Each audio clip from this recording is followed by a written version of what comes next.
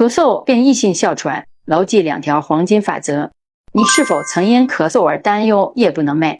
今天我将为大家介绍一种特殊的咳嗽变性哮喘。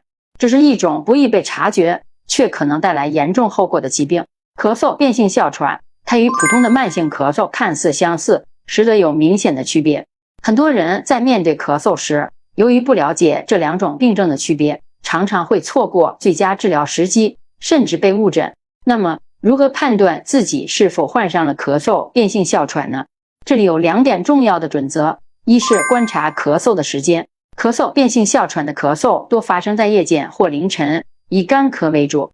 2是观察抗生素或常见的止咳化痰药的治疗效果。对于咳嗽变性哮喘，这些药物往往无效，而肺部 CORT 检查也没有明显异常。如果你发现自己符合这2点症状，那么请务必前往医院呼吸科进行进一步的检查。医生会为你进行支气管激发实验或舒张实验，以判断是否存在可逆性的气道受限。